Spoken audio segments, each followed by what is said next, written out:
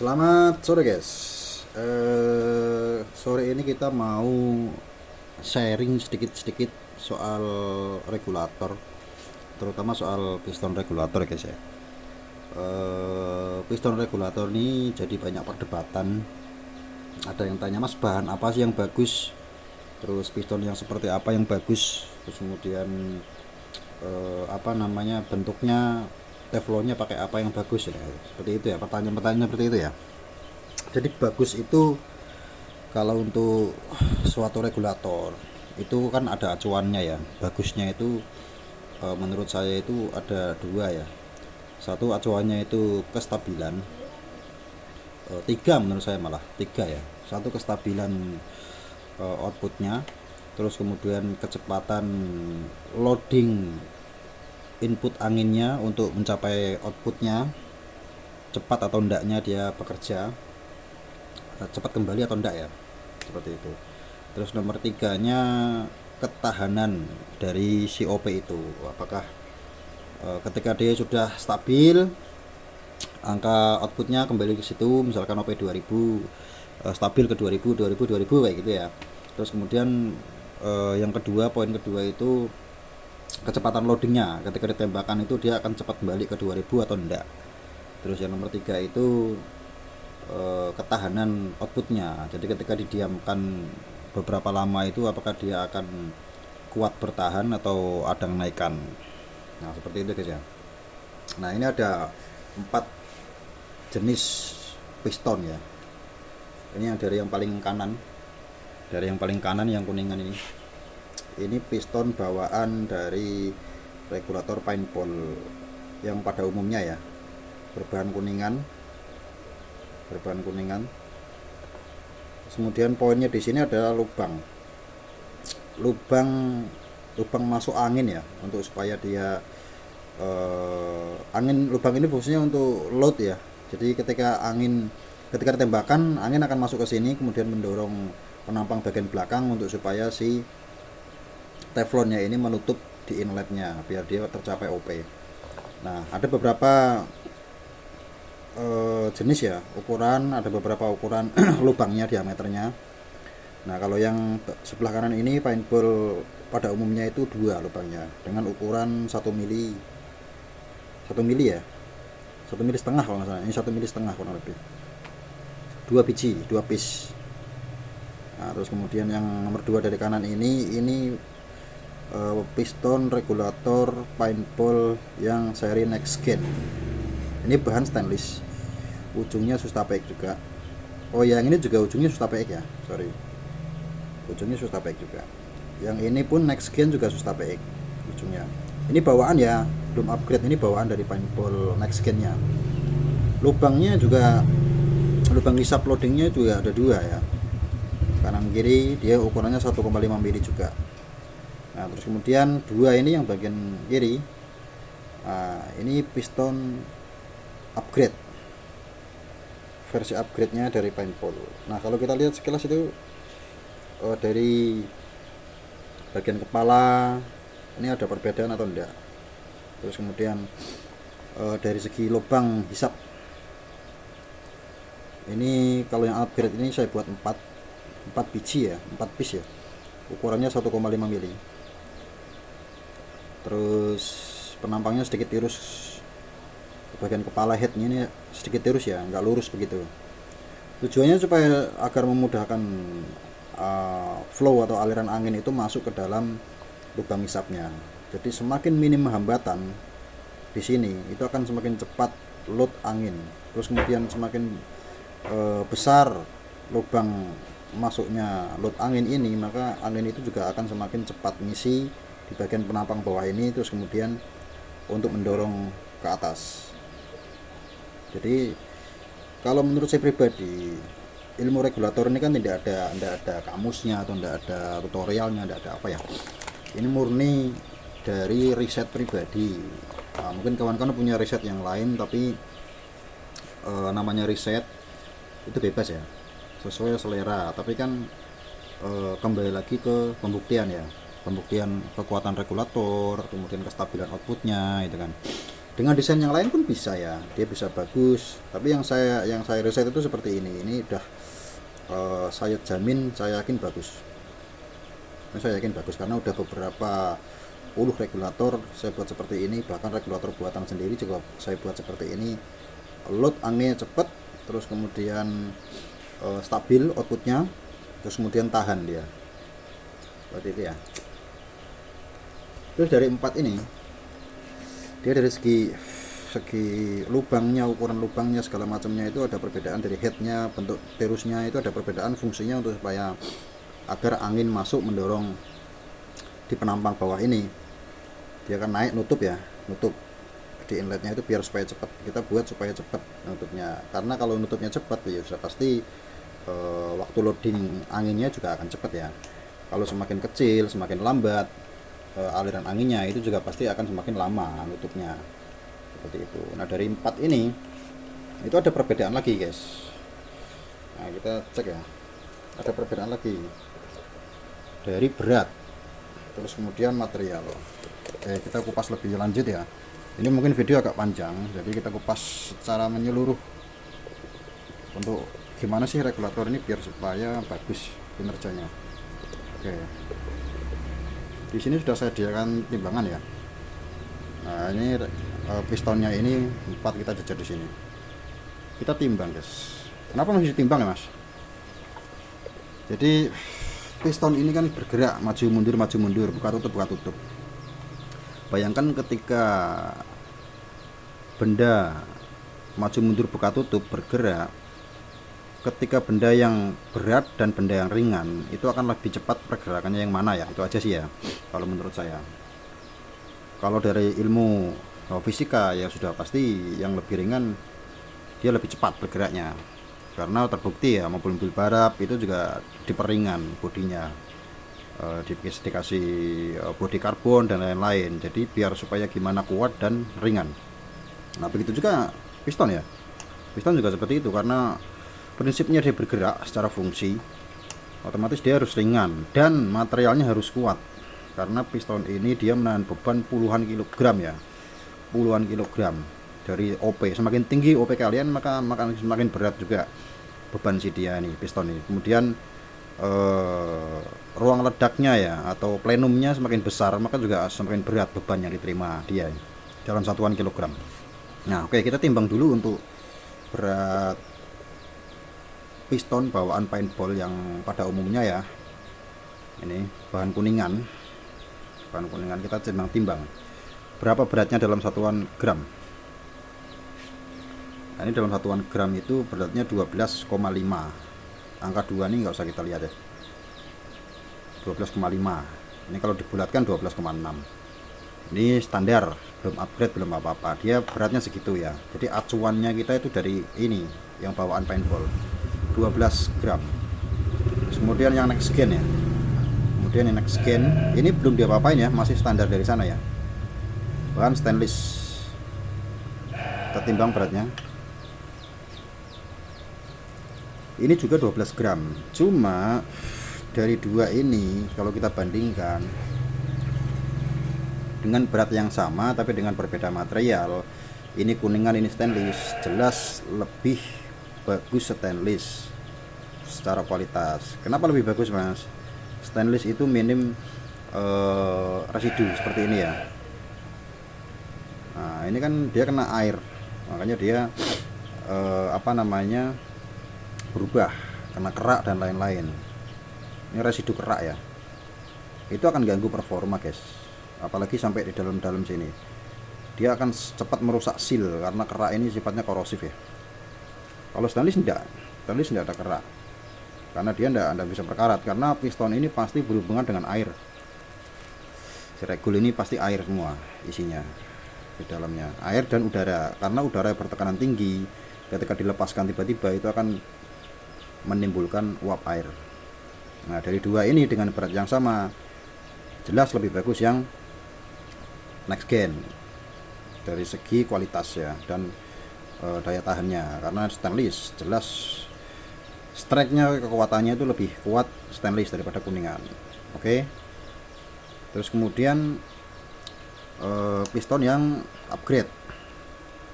piston upgrade itu bahannya juga saya buat dari bahan stainless ya guys. Nah, dari bahan stainless dengan sudah kita tingkatkan 4 lubang hisap, terus kemudian bagian head kepalanya kita buat kerucut supaya aliran udaranya itu cepat, dan bagian penampangnya ini besar. Semakin besar penampangnya maka akan semakin kuat daya dorongnya. Nah, kalau daya dorongnya kuat, airflow-nya lancar, dengan berat yang ringan 9,3 ya berbanding 12 ya, itu sudah ada keringanan berat berapa gram itu kan, 3 gram ya. Nah, bayangkan ini seperti ibaratnya itu mobil balap racing yang bodinya itu pakai karbon. Nah, dia kuat kemudian ringan, maka performa kecepatannya juga akan meningkat. Nah, ini fiturnya juga bagian bawah ini beda ya, ini penampangnya lebih lebar yang upgrade. Ini berfungsi guys, ada fungsinya. Jadi hukum fisika ya, semakin besar luas penampang maka akan semakin kuat daya dorongnya. Itu rumus fisika seperti itu ya. Jadi sudah pasti secara rumus, secara hitung-hitungan performanya ini harusnya lebih bagus ya, dari secara hitung-hitungan ya. Nah, seperti itu. Jadi dua-duanya ini saya buat seringan mungkin, karena bahannya stainless, dia kuat, maka harus dibuat seringan mungkin supaya performanya itu lebih bagus. Oke. Yang satu 8,8, yang satu 9,3 gram. Oke, sekarang dari segi regulator udah tahu ya kelemahannya, kelebihannya apa, dari segi berat, dari segi desain, dari segi ukuran dan lain-lain. Terus kemudian faktor penting yang kedua itu adalah seal guys, seal ya. Jadi regulator itu kan bergerak, dia nahan, sealnya itu kan nahan gaya gerak sama nahan daya tekan angin. Nah, untuk dapat mengimbangi kinerja yang super keras itu, maka diperlukan seal yang betul-betul tangguh ya guys. Sealnya betul-betul tangguh. Nah, rekomendasi saya itu selalu seal khusus regulator, yaitu seal PU guys. Nah, kadang-kadang ada kawan-kawan yang saya pakai seal NBR 90 aman mas. Ya oke, aman. NBR 70 pun aman, NBR 80 pun aman. Cuman permasalahannya kan dari segi daya tahan atau keawetan seal tersebut ya, seperti itu. Jadi bukan masalah aman atau enggaknya, bagus atau enggaknya, sama kinerjanya atau enggaknya, tapi lebih ke daya tahan, lebih lama mana gitu kan, lebih lama mana. Karena dari segi di atas kertas ya, ini seal kan punya spesifikasi guys. Dari segi spesifikasi pun PU ini di atasnya seal NBR 70 ataupun 90, sudah jelas di atasnya jauh ya. Dari segi harga pun satu bijinya itu udah jauh lebih mahal yang PU. Nah, seperti itu ya. Jadi rekomendasi saya pakai seal PU, jangan pakai seal yang seperti ini hitam ya. Tapi kan bisa ya, bisa cuman kan permasalahannya daya tahannya itu loh guys. Daya tahan itu nggak lama. Nah, ketika daya tahan itu nggak lama, bayangin ketika regulator udah dipasang di senapan kalian ya, udah dipasang baru dipakai 2 minggu udah trouble, nggak enak, ternyata regulnya bermasalah. Nah, sedangkan yang pakai ini bisa bertahan sampai berbulan-bulan pakai PU ini. Nah, dari situ kan udah kelihatan dari segi kualitas tuh. Nah, seperti halnya piston seperti ini, mas, piston stainless berapa ya? Misalkan punyaku yang udah upgrade 100.000 misalkan, waduh kok mahal ya mas, di sebelah sana kok cuman 50.000 atau cuman 30.000, sama-sama piston stainless. Nah, pertanyaan yang kurang begitu tepat ya. Jadi betul memang bahannya stainless, tapi kan dari segi desain, dari segi kinerja itu kalau orang awam pasti nggak kelihatan, sama-sama stainless. Tapi ketika nanti dipasang, dibandingkan dua-duanya itu, baru kelihatan kinerjanya nanti. Nah, seperti itu ya. Sama-sama stainless mas, terus sama-sama Sustapak juga, tapi di sana lebih murah. Oke. Ya seperti itu. Kita bukan jual bahan ya guys ya, kita jual performa. Sekali lagi kita jual performa, bukan jual bahan. Oke, seperti itu. Nah, sedikit sharing tentang piston regul dan regul. Itu masih banyak ilmu lagi di dalam regul ya. Saya sih bukan bukan apa namanya yang paling pintar, enggak ya. Saya juga masih belajar, sampai sekarang pun masih belajar. Saya yakin di luar sana masih ada kawan-kawan yang lebih pintar lagi, lebih jago lagi dalam segi regul. Makanya kita sharing ini untuk kawan-kawan yang belum paham atau belum tahu atau belum mengerti tentang gimana sih piston regul itu yang baik bagaimana. Terus banyak yang salah kaprah, diganti stainless malah performa tambah jelek. Nah seperti itu, karena memang bahannya sama-sama stainless, tapi dari segi desainnya itu beda, performanya pun beda. Oke, seperti itu guys ya. Itu sama aja kayak ini ya, apa namanya, valve ya, valve. Nah valve ini juga saya desain untuk daya tahan. Nah ada valve yang model biasa guys, ada yang biasa. Sebentar saya ambilkan ya contohnya valve model biasa.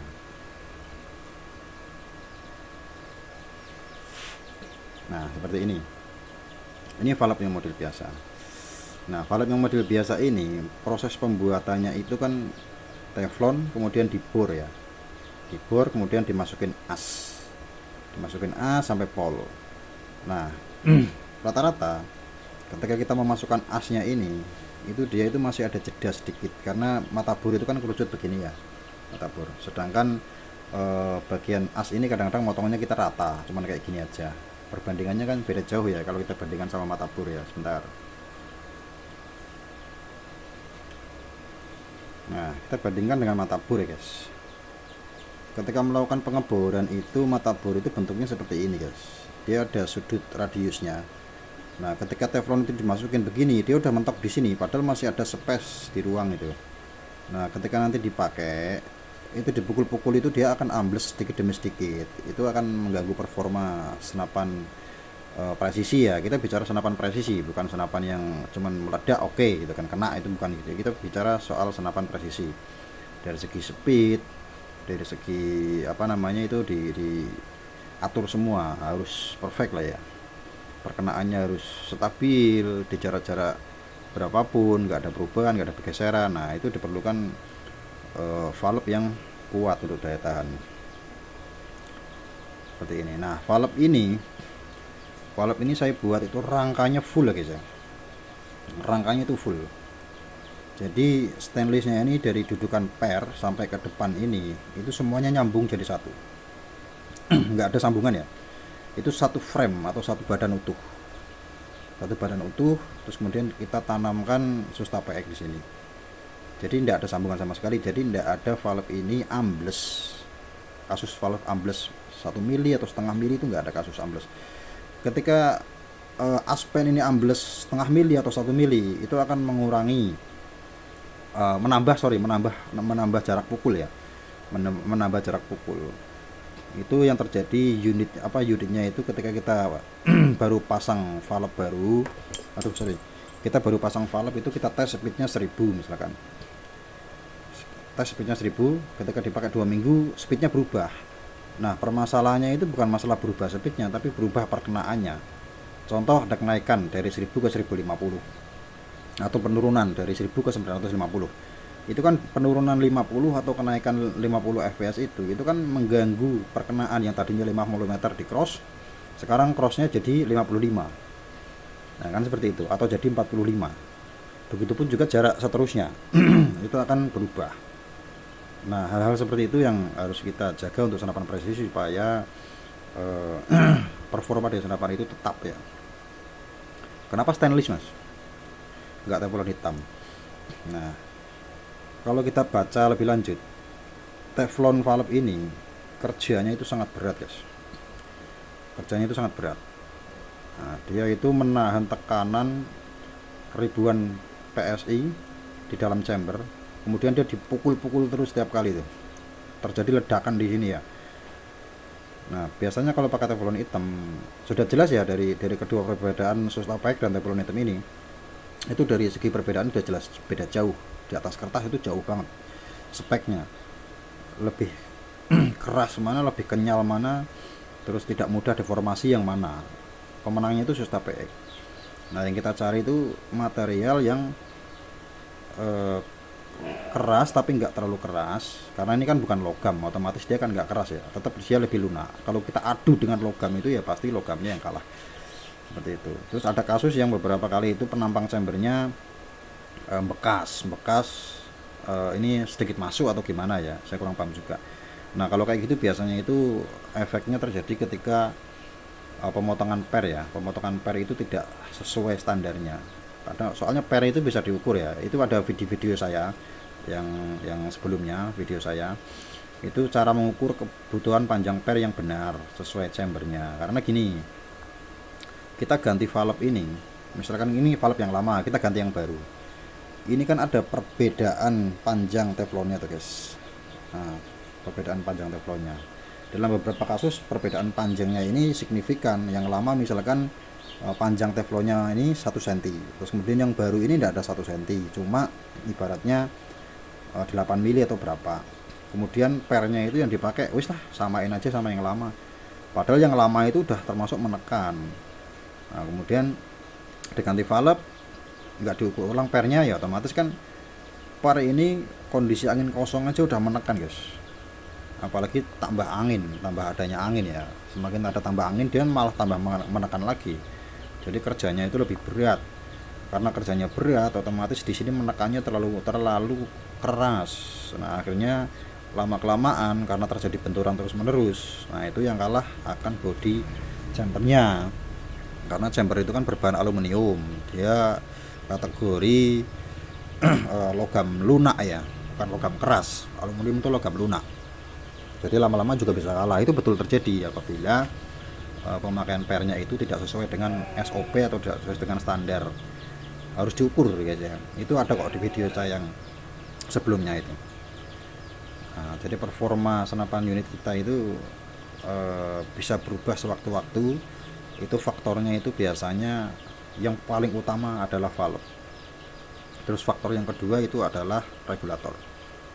Dia kinerjanya berubah menurun, maka performa senapan kita juga pasti akan menurun. Nah, seperti itu guys ya. Sharing kita kali ini agak panjang videonya, tapi mudah-mudahan bisa membantu kawan-kawan mengedukasi ya, bagi yang belum tahu. Bagi yang sudah tahu sih mungkin bisa tambah ilmu dari saya misalkan, atau misalkan ada yang kurang tepat boleh dikomen ya. Argumen saya kurang tepat boleh dikomen, karena saya sendiri pun masih belajar. Hasil ini itu murni menurut riset saya sendiri, bukan katanya atau gimana. Karena saya riset regulator ini habis regulator udah banyak ya untuk riset. Seperti ini contohnya, itu untuk riset regulator.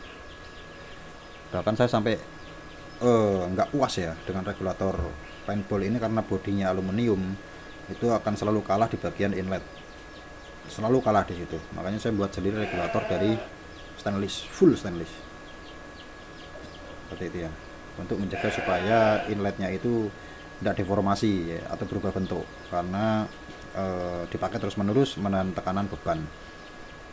Oke, seperti itu aja sharing-sharing kita kali ini. Semoga bisa bermanfaat. Selamat sore.